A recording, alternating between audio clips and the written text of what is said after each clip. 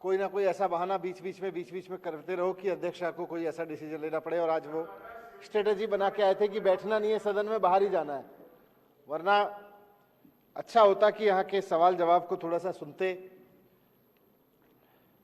मैं थोड़ी सी बात अपने से शुरू करना चाहता हूं अध्यक्ष महोदय। आज माननीय कैलाश गहलोत जी के प्रस्ताव के संदर्भ में 19 अगस्त को सुबह सुबह जन्माष्टमी का दिन था। मैं भी परिवार के साथ में फ्रेश होकर नहा धो के पूजा पाठ करके तैयार था कि अब मंदिर जाना है। इसी बीच में किसी ने मुझे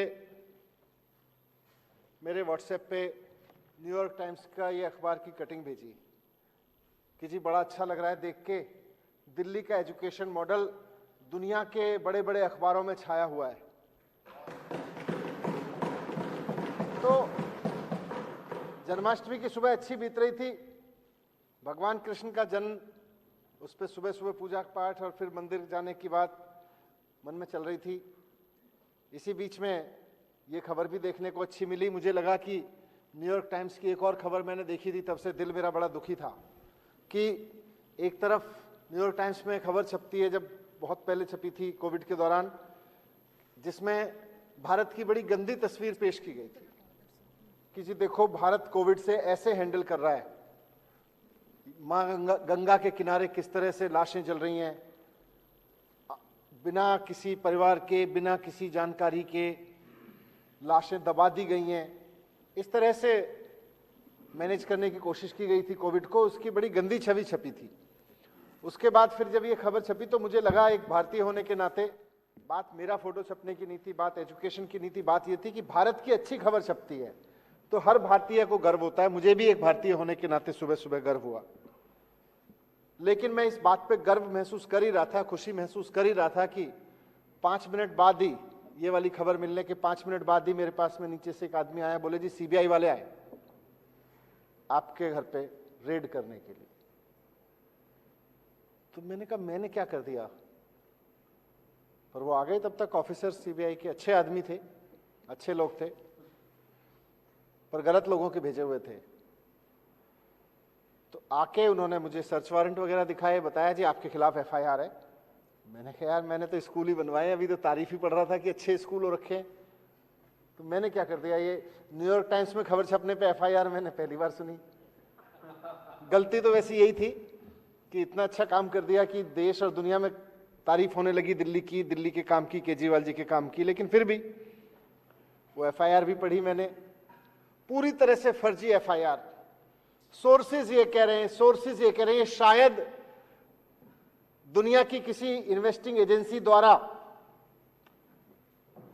दुनिया की किसी भी इन्वेस्टिंग एजेंसी समय समय पे दबाव में काम करती रही हैं, पर इतना दबाव बनाना किसी इन्वेस्टिगेशन एजेंसी पे कि जी कुछ है नहीं, कोई तथ्य नहीं है, बस धूल में लठ मारना है। हमारे यहाँ कहावत है धूल में लठ मारो तो थोड़ी धूल उड़ी जाती है। तो धूल में लठ चलाना है तो लिख दो सोर्स, धूल में लठ चलाना है तो लिख दो सोर्स। मतलब उसमें 4-5 एलिगेशन, सब पे सोर्स, सब जगह हमारे सूत्र कह रहे हैं। ये सूत्रों के हवाले से तो पहली एफआईआर देख रहा था मैं भी पत्रकारिता में रहा हूं, सोशल सर्किल में हूं, सरकार में हूं, थोड़ा बहुत कानूनी जानकारियां पढ़ता रहा हूं। पहली बार देखा कि मैंने कोई सूत्रों के हवाले से एफआईआर दर्ज की गई हो किसी मंत्री के, किसी आदमी के खिलाफ। क्राइम होता है तो क्राइम बताया जाता है, भाई आपके ऊपर ये आरोप है, आपने ये मर्डर किया, आपके ऊपर आरोप है आपने ये यहां से ये बोतल चुराई, आपने ये पेन चुराया, कुछ भी आरोप हो सकता है, पर आरोप है। सूत्रों के हवाले से आरोप है कि आपने पेन चुराया, सूत्रों के हवाले से आरोप है कि आपने एक बोतल चुराई। इस तरह के आरोपों की एक एफआईआर। बहरहाल अतिथि देवो भव, मैंने उनका धन्यवाद करते हुए, बिन बुलाए मेहमानों का स्वागत करते हुए मैंने कहा भाई कर लो सर्च, मेरे घर में तो कुछ है नहीं, मैं तो डरता नहीं। तो उन्होंने घर का कोना कोना छाना, चारों तरफ वो देखे उन्होंने, बेडरूम से लेके तकिया, गद्दे, चादर, बेड, मेरे बच्चों के कपड़े, परिवार के कपड़े, मेरे कपड़े, सब जगह घूमे वो, सब जगह छान छान के देखा कि क्या है। कहीं कुछ नहीं मिला, पूरा घर छान मारा, दीवारें वीवारें सब देख के, अलमीरा के पीछे आगे सब देख के, कहीं लकड़ी के पीछे तो कुछ नहीं कर रखा है, उनका काम है। सब देखा, कुछ नहीं मिला। 14 घंटे तक इन्होंने रेड कराई मेरे घर में, लेकिन इनको एक पैसे की बेईमानी का कोई सबूत नहीं मिला। ये आज मैं कह रहा हूं, एक पैसे की बेईमानी का सबूत नहीं मिला। ढूंढते रहे, फोन पे इंस्ट्रक्शन लेते रहे, ढूंढते रहे, कहीं कुछ नहीं मिला। फिर अंत पंत में कुछ सरकारी फाइलों के कागज रखे थे, सरकारी फाइलों के, वो सरकारी फाइलों से भी मेरे दफ्तर में भी रेड की। उसी समय जन्माष्टमी के दिन सचिवालय बंद था, वहां भी रेड की, वहां से भी वो फाइलें उठा के ले गए। एक आध फाइल मेरे घर पे रखी थी, उसको ले गए। फिर बोले जी आपका कंप्यूटर भी ले जाएंगे, फिर बोला आपका फोन भी ले जाएंगे, फिर बोले जी आपका फोन ब्लॉक भी करेंगे, आप यूज मत करना इसको। तो एनीवे अभी मैं तो, मेरा फोन भी नहीं है मेरे पास में, वो फोन नंबर भी नहीं है, व्हाट्सएप भी नहीं है, तो वो ले गए। तो मैं ये आज इस सदन के समक्ष में अपनी ये रेड वाली कहानी बताने नहीं आया, उससे ज्यादा गंभीर मुद्दा है। मनीष सिसोदिया के यहाँ रेड कर लो, एक बार नहीं 100 बार कर लो, पहले भी की थी, कुछ नहीं निकला, और आज भी कह रहा हूं इस सदन में बहुत जिम्मेदारी के साथ, 1000 और रेड कर लोगे, कुछ नहीं निकलेगा मेरे खिलाफ। ईमानदारी से काम करता आया हूं, एक पैसे की बेईमानी नहीं की। ये जरूर है कि सुबह उठ के स्कूलों में चला जाता था, स्कूल बनवाए हैं, टीचर्स के साथ, बच्चों के साथ बैठ के दिल्ली में पढ़ाई का माहौल बनाया है। अरविंद केजरीवाल जी से मार्गदर्शन ले लेके कि एजुकेशन कैसे आगे बढ़ाई जाए, दिल्ली की एजुकेशन को आगे बढ़ाने का काम जरूर किया है। वो अगर गुनाह है तो उसकी सजा जो भी होगी मैं भुगतने को तैयार हूं। एक पैसे की बेईमानी मैंने नहीं की है, मैं बहुत जिम्मेदारी से कह रहा हूं। और फर्जी एफआईआर है, टोटल धूल में लठ चला रहे हैं बिल्कुल। 2000, अब ये जो दुनिया, असली वजह तो ये है कि ये जो दुनिया भर में तारीफ हो रही है ना, ये इन लोगों से सहन नहीं हो रही। बहुत छोटी सोच है इनकी, बहुत घटिया सोच है। अभी तक यही होता है 75 साल में कि कहीं कोई आदमी, कोई मंत्री, कोई अफसर काम करना शुरू करे और उसके खिलाफ सीबीआई लेके खड़े हो जाओ, डंडे लेके खड़े हो जाओ, उसके खिलाफ ऐसी टुच्ची पॉलिटिक्स करने लगो, घटिया सोच दिखाने लगो। ये लोग कर रहे हैं। अब आज अगर तारीफ हो रही है तो ये भी अच्छा काम कर लेते, इनकी इतनी सारी सरकारें। और मैं पिछले 7 साल के एक्सपीरियंस के आधार पर कहता हूं कि एक सीरियल किलर की तरह चुनी हुई सरकारों को मारने में जितनी ऊर्जा और जितनी मेहनत तुम लगाते हो, उससे कम मेहनत में स्कूल बन जाते हैं। एक सीरियल किलर की तरह जितनी मेहनत तुम चुनी हुई सरकारों का मर्डर करने में लगाते हो, जनता सरकार चुनती है, बड़ी उम्मीद से देखती है, भाई अब हमने बहुमत देके सरकार चुन दी, अब हमारा काम करेगी, तब तक पता चलता है सीरियल किलर आ गया। वो फिल्मों में नहीं होता है सीरियल किलर एक के बाद एक के बाद, तो वैसे करते हैं। जितनी मेहनत इसमें लगाते हो उससे कम मेहनत में अस्पताल बन जाते हैं, उससे कम मेहनत में लोगों का इलाज हो जाता है, उससे कम मेहनत में बच्चे पढ़ जाते हैं। पर उधर तो ध्यान ही नहीं है। ध्यान यह है कि सरकारें कैसे गिराई जाएं, चुनी हुई सरकारें कैसे गिराई जाएं। आज अगर अरविंद केजरीवाल जी की दुनिया में तारीफ हो रही है, उनकी सरकार की काम की दुनिया में तारीफ हो रही है, तो फर्जी नहीं हो रही तुम्हारी एफआईआर की तरह। एफआईआर फर्जी है, तारीफ सच्ची है। जो अरविंद केजरीवाल जी के काम की तारीफ हो रही है सारी दुनिया में, वो सच्ची हो रही है। एफआईआर फर्जी करते हो। 2015 में सारे साथी जानते हैं, वो भी जानते हैं जो उठ के चले गए अब यहां से, जिनको आपने पूरे सुबह से लगे हुए थे कि उठ किसी तरह से आप भगाएं उनको।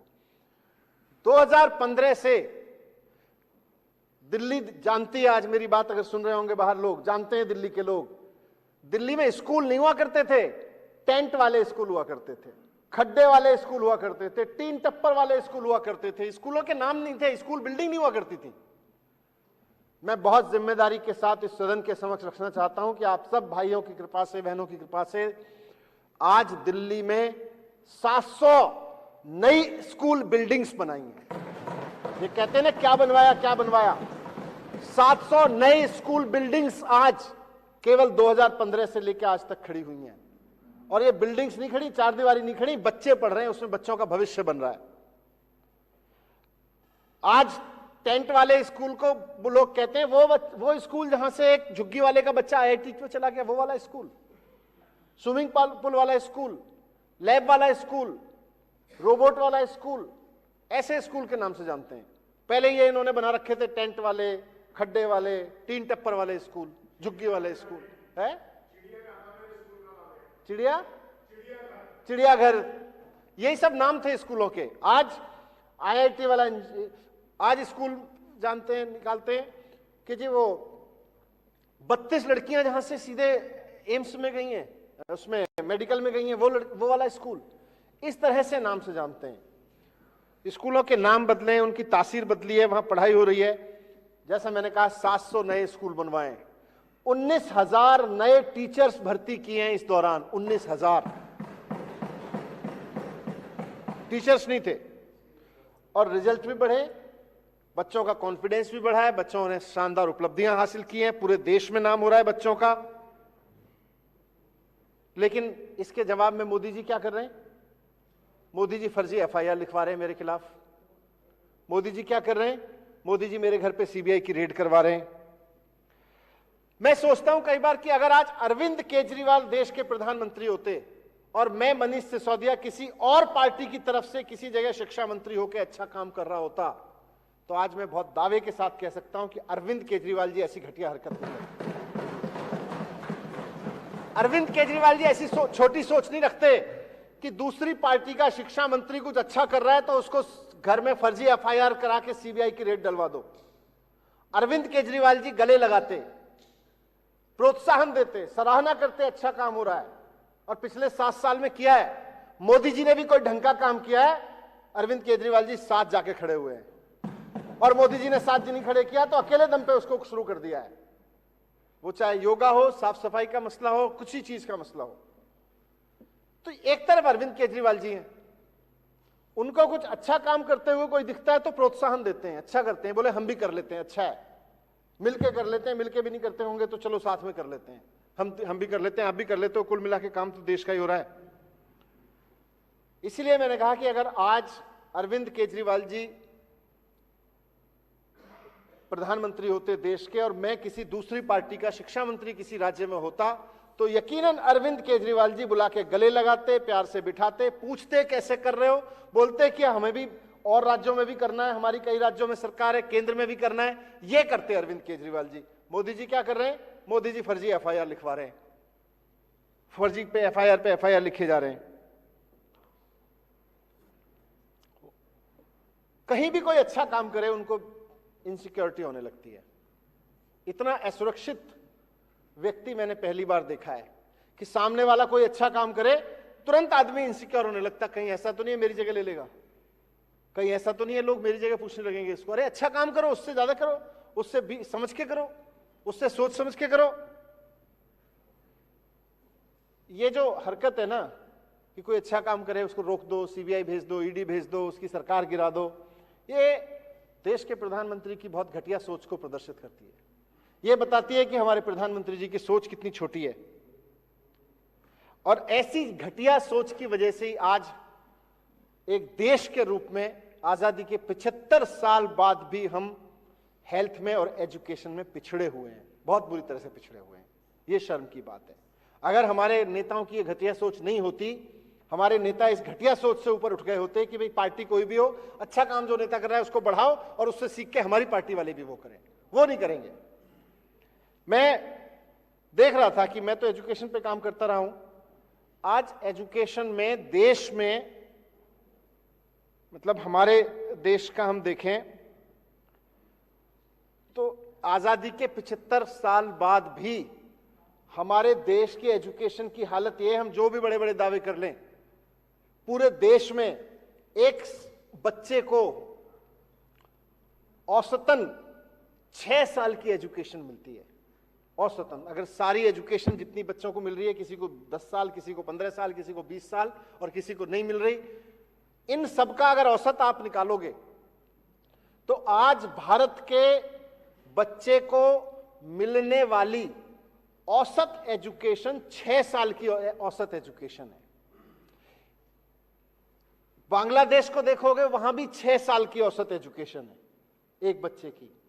हम पाकिस्तान से थोड़ा सा आगे हैं, वहां 5 साल है। इस बात पे हम खुश हो सकते हैं अगर कोई खुश होना चाहे। लेकिन अगर आप दुनिया के देशों को देखोगे, यूएस में 13 साल है। यूएस की सरकारें, वहां के नेताओं ने व्यवस्था कर ली कि वहां वो अपने बच्चों को इतनी शानदार एजुकेशन की व्यवस्था करते हैं कि हर बच्चे को औसतन 13 साल एजुकेशन मिलती है। ब्रिटेन में भी यही है, जापान में भी यही है, 13-13 साल उन्होंने मेंटेन की हुई है। हम 6 साल पे खड़े हैं। जर्मनी में 14 साल कर रखी है। यहां तक कि साउथ अफ्रीका, जिसको अंग्रेजों ने वैसे ही लूटा जैसे हमारे देश को लूटा, वहां भी 10 साल है औसत एजुकेशन। हम अपने बच्चों को एवरेज 6 साल एजुकेशन दे रहे हैं।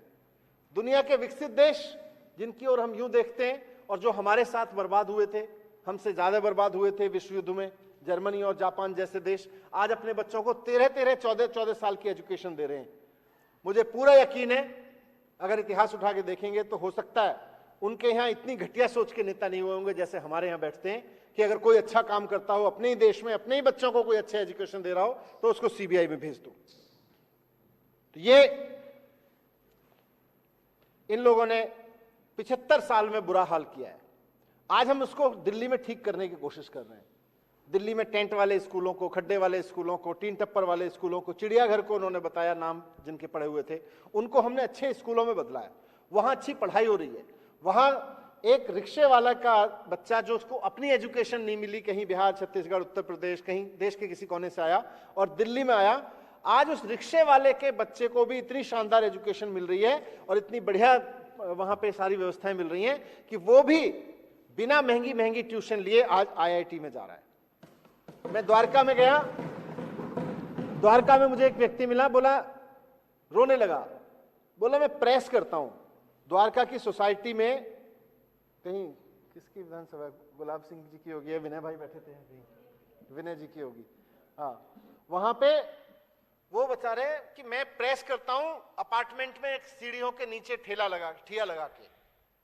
उसका बच्चा आज सरकारी स्कूल से पढ़ के मुंबई में आईआईटी में एरोनॉटिक्स इंजीनियरिंग की पढ़ाई कर रहा है।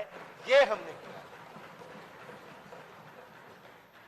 आज मेरी विधानसभा में खिचड़ीपुर में रहने वाली, खिचड़ीपुर की झुग्गी में रहने वाली एक महिला मेड इस बात को लेके खुश है कि उसकी बच्ची पढ़ाई करके दिल्ली के सरकारी स्कूलों में पिछले 4-5 साल में अच्छी पढ़ाई मिल गई, नीट का एग्जाम करके आज एमबीबीएस कर रही है, डॉक्टर बनी है। इस बात से खुश है, जनता खुश है, इनके पेट में दर्द हो रहा है। जनता अपना भविष्य बनता हुआ देख रही है, इनको अपना भविष्य उजड़ता हुआ दिख रहा है, क्योंकि बच्चों को अनपढ़ रखेंगे तो इनका भविष्य बनता है, बच्चों को पढ़ा लिखा देंगे तो बच्चों का, उनके परिवारों का भविष्य बनता है। तो ये इस दिशा में काम कर रहे हैं। लेकिन मुझे खुशी इस बात की है अध्यक्षा महोदय कि जब इन्होंने रेड की, रेड भी एक ऐसी एफआईआर पे, जैसा मैंने कहा कि सोर्स से की हुई है, और मैं पूरा अभी एक्साइज चिल्ला रहे थे, ये शायद देश का पहला ऐसा भ्रष्टाचार का मामला उठाया जा रहा है जिसमें, और बहुत दावे के साथ कह रहा हूं, ये बहुत चला रहे हैं, सुन रहे होंगे कहीं, ये पहला ऐसा भ्रष्टाचार का मामला उठाया जा रहा है जिसमें जनता फायदे में है। दिल्ली में अगर कोई बोतल 750 रुपए की मिलती थी पुरानी एक्साइज पॉलिसी में, तो नई एक्साइज पॉलिसी में वो भी 750 की मिल रही है। अगर 450 की मिलती थी तो 450 की मिल रही है, 1000 रुपए की मिलती थी तो 1000 रुपए की मिल रही है। तो ऐसा नहीं है कि जनता के ऊपर कोई बोझ डाला गया हो। फिर जिस चीज की फीस सरकार पहले पुराने रिजीम में 10 लाख रुपए लेती थी, उसकी फीस, होलसेल की फीस हमने 5 करोड़ रुपए कर दी। तो सरकार लाइसेंसी से जिस चीज की फीस 10 लाख रुपए लेती थी, उसकी फीस हमने 5 करोड़ कर दी। दुकानों से, रिटेल की दुकानों से, जहां पहले सारा मिला के एक दुकान से 6 करोड़ रुपए मिलता था, उसको हमने 10 करोड़ कर दिया कि भाई सरकार अब 10 करोड़ लेगी। तो 10 लाख की जगह सरकार ले रही है, 5 लाख की जगह सरकार ले रही है 5 करोड़।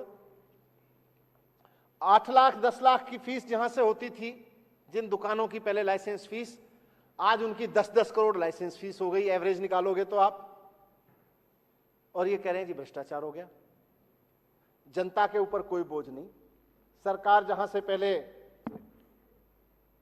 10 लाख रुपए लेती थी, वहां से 5 करोड़ मिल रहे हैं। जहां से 8 लाख रुपए लेती थी, वहां से आज 10 करोड़ रुपए मिल रहे हैं, और ये कह रहे हैं जी भ्रष्टाचार हो गया। ये पहला ऐसा भ्रष्टाचार है जहां जनता के ऊपर कोई बोझ नहीं डला, सरकार को कोई नुकसान नहीं हुआ, बोले भ्रष्टाचार हो गया। हवा में चल रहा है एकदम। मैंने इसीलिए कहा धूल में लठ मार रहे हैं। सारी झूठी एफआईआर कर रखी है। जब इनसे टीवी पे बैठो, ये बैठते हैं रोज, कुछ लोग इधर से भी जाते हैं, उधर से भी इनके भी बैठते हैं, पूछो कितने का भ्रष्टाचार हुआ, एक बोलेगा जी 8,000 करोड़ का हो गया, दूसरा बोलेगा जी 10,000 करोड़ का हो गया, तीसरा बोलेगा जी 1100 करोड़ का हो गया, चौथा बोलेगा जी 144 करोड़ का हो गया, पांचवा बोलेगा 150 करोड़ का हो गया। फिर बोलेंगे जी नहीं एफआईआर में तो क्या लिखा, एफआईआर में बोले जी एक कंपनी ने दूसरी कंपनी को कोई बैंक से ट्रांसफर किया, वो 1 करोड़ का भ्रष्टाचार हो गया। अरे यार पहले तय तो कर लो अपने दफ्तर में बैठ के। माना कि सीबीआई हेडक्वार्टर बीजेपी हेडक्वार्टर बन गया है, पर तय तो करके दे दो उसको कि तुम्हारे एक नेता 10,000 करोड़ कह रहे, एक 8,000 करोड़ कह रहे। सारा झूठ है अध्यक्ष महोदय, सारा। जनता के ऊपर कोई बर्डन नहीं, सरकार के ऊपर कोई बर्डन नहीं, बल्कि सरकार की फीस कई कई गुना बढ़ा दी गई और ऊपर से कह रहे भ्रष्टाचार कर दिया, भ्रष्टाचार कर दिया। इन्होंने जब सीबीआई की रेड की तो उसके बाद चारों तरफ माहौल यह बनाया बस सीबीआई की रेड हो गई, ईडी की और होने वाली है। मैंने कहा सीबीआई कुछ पकड़ नहीं पाई तो भाई जिस घर में से सीबीआई कुछ नहीं ढूंढ पाई, ईडी क्या ढूंढ लेगी? हो सकता है ईडी के पास कोई और एक्सपर्टीज हो। भाई मेरे गद्दे खंगाल लिए, मेरे बेड का वो ढक्कन खोल खोल के खंगाल लिए, मेरे कपड़े पैक करके सर्दियों के रखे हुए थे वो खोल खोल के देख के जैकेट वापस से पैक कर दी। अब सीबीआई उसमें से कुछ नहीं ढूंढ पाई।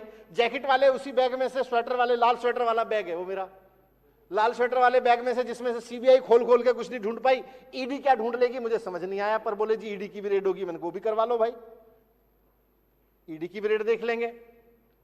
अब ये सीबीआई की रेड और ईडी की रेड का इन्होंने इतना प्रेशर बना दिया, इतना चारों तरफ से कि बस सीबीआई तो हो गई, अभी ईडी होगी। फिर एक आदमी मेरे पास मैसेज लेके आया, बोला देखो ये सीबीआई रेड और ईडी की रेड में ना अब तुम्हें फंसाने वाले हैं। मैंने कहा फंसा तो दिया ही, फर्जी फंसा रहे हैं मुझे पता है, पर शुरू तो करी दी। बोले नहीं नहीं पूरे जिंदगी सड़ाएंगे। मैंने कहा सड़ा दें, अभी थोड़े दिन पहले ही मैं तो 9 साल पहले एक मुकदमे से निकला हूं, फिर 9 साल झेल लूंगा, मुझे क्या दिक्कत है जब फर्जी है तो। बोले नहीं नहीं जानते नहीं हो तुम इनको, बहुत खतरनाक लोग हैं। बोले इनको इस तरह से मत लड़ो, ये केजरीवाल जी का साथ छोड़ के इधर बीजेपी में शामिल हो जाओ, सारे सीबीआई और ईडी तुरंत बंद हो जाएंगे, सारे केस खत्म हो जाएंगे। मैंने कहा मैं तो पहले ही कह रहा था केस फर्जी है। भ्रष्टाचार के केस ऐसे थोड़ी बंद होते हैं, ये तो फर्जी केस ऐसे बंद होते हैं। मैंने कहा मैं क्यों चला जाऊं भाई, जब मैंने कोई गलती नहीं की, मैंने तो कोई भ्रष्टाचार किया नहीं। आज नहीं तो कल अदालत में थोड़ा समय लग सकता है, लेकिन मुझे इस देश की अदालतों पे भरोसा है, न्याय करेंगी। तुम लोग जितना भी सीबीआई का दुरुपयोग कर लो, ईडी का दुरुपयोग कर लो, फिर पहले भी करते थे, फिर कर लो, पर मैं तो कोर्ट से छूट जाऊंगा। इसके लिए मुझे केजरीवाल जी का साथ छोड़ने की क्या जरूरत है? मुझे जरूरत ही नहीं है, मैंने कुछ गलती नहीं किया। तो बोले नहीं नहीं आप समझो इस बात को मनीष भाई, सीबीआई और ईडी के रेड तो खत्म कराने की बात है ही है, हमें भी पता है ईमानदार हो छूट जाओगे, लेकिन देखो मौका है, एक बार बात कर लो विधायक साथियों से, देख लो कितने विधायक हैं आपके साथ, मुख्यमंत्री बनवा देंगे। बोले जी कितने तोड़ सकते हो? मैंने कहा पहले तो मुझे खुद को तोड़ना पड़ेगा, मैं खुद टूटने को तैयार नहीं हूं, मैं अपने साथियों के बारे में क्या करूं? जो खुद टूटने को तैयार नहीं है वो दूसरों को क्यों तोड़ेगा? मैंने उनको कहा यार देखो मैं मुख्यमंत्री बनने नहीं आया था, मैं यहां पे ये पदों पे बैठने नहीं आया था, मैं तो अरविंद केजरीवाल जी के साथ लगा था, कुछ देश के लिए अच्छा करेंगे। सारे लोग ऐसे ही है, देश का कुछ अच्छा कर रहे हैं, चलो लग जाओ। उन्होंने कहा जी पार्टी बनानी, पार्टी बना ली। उन्होंने कहा चुनाव लड़ना है, चुनाव लड़ गए। उन्होंने कहा सरकार बनानी है, सरकार बना ली। आज खुश है हम इस बात से लेके कि भाई आज हम ऐसी सरकार में हैं जो देश में पहली बार एजुकेशन पे काम कर रही है। आज हमें गर्व है इस बात पे कि हेल्थ पे काम कर रही है, ईमानदारी से काम कर रही है। तुम्हारी सारी इनकी सीबीआई वीबीआई कहीं कुछ लाती है तो तुरंत फोटो खींचती है, देखो ये नोट की।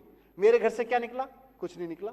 अब मेरे स्वेटर की सजा के फोटो खींच लेते, खींचते तो सीबीआई बना के, उससे ईडी वाले आएंगे उसकी ईडी बना के खींच लेंगे, एक लाल इधर रख देंगे, नीला इधर रख देंगे, हरा इधर रख देंगे, ई लिख देंगे, उस यही करेंगे, इससे ज्यादा क्या करेंगे? तुम कर लो, क्या करोगे? मैं यहां इन पदों पे बैठने नहीं आया, मैं आया हूं एजुकेशन बदलने। मैं आया हूं कि इस देश के हर बच्चे को, मैं आया हूं यहां पे एक सपना लेके। अध्यक्ष महोदय बात मैं रखना चाहता हूं सदन में, मैं यहां आया हूं राजनीति में, मैंने अरविंद केजरीवाल जी का साथ इसलिए देना शुरू किया कि अरविंद केजरीवाल जी ही एकमात्र ऐसे नेता हैं जो इस बात को सच करके दिखा सकते हैं कि आज हमारे देश में 6 साल जो एवरेज एजुकेशन मिल रही है एक बच्चे को, इसको 14 साल लेके जाना है, 15 साल लेके जाना है, और ये केवल केजरीवाल जी कर सकते हैं। आज हमारे देश में जो ये एजुकेशन के नाम पे, इन सब के नाम पे प्राइवेट स्कूलों की मोटी मोटी फीस चलती है ना, इसको केवल अरविंद केजरीवाल जी रोक सकते हैं। इसलिए आया हूं मैं, और ये काम तो हम करते रहेंगे, टूटने वाले नहीं है। मैंने तो बता दिया, बाकी साथी अपना बता देंगे कि किसी के पास कुछ मैंने सुना था, प्रेस कॉन्फ्रेंस देखी थी इन लोगों की। मैंने तो यही कहा, भाई मुझे किसी को तोड़ने से पहले खुद को तोड़ना पड़ेगा, और मैं अपने आप को तोड़ने के लिए तैयार नहीं हूं। मैं अपने आप को तोड़ने के लिए तैयार नहीं हूं, बाकी सब छोड़ दो। तो मैं जानता हूं कि ये बहुत बड़ी साजिश है। दिल्ली की चुनी हुई सरकार, दिल्ली की जनता ने जिसे इतने सम्मान के साथ, प्यार के साथ चुन के यहां इस सदन में काम करने के लिए भेजा है, उसको गिराने की बहुत बड़ी साजिश है। बहुत बड़ी साजिश इस बात की है कि दिल्ली की जनता को अनपढ़ रखा जाए। पूरे देश से जो आके झुग्गियों में, अनऑथराइज्ड कॉलोनियों में, गरीब कॉलोनियों में आके लोग रह रहे हैं, उनके बच्चों को अनपढ़ रखा जाए, उनको पढ़ने ना दिया जाए, ताकि वो इनकी गुंडागिरी के काम आ सकें। अगर वो पढ़ लिख गए तो इनकी गुंडागिरी के काम नहीं आएंगे। मैं सदन का बहुत आभार व्यक्त करता हूं कि मुझे ध्यान से सुना। बहुत इंपॉर्टेंट विषय है। मुझे उम्मीद है कि सदन यहां से पूरे दिल्ली के लोगों को एक भरोसा देगा, और मैं अरविंद केजरीवाल जी की तरफ से, अपनी तरफ से दिल्ली के लोगों को भरोसा देता हूं कि आपके वोट की ताकत से आए हैं। आपने हमें खरीद लिया, अब दुनिया की कोई ताकत हमें खरीद नहीं सकती। बहुत बहुत धन्यवाद।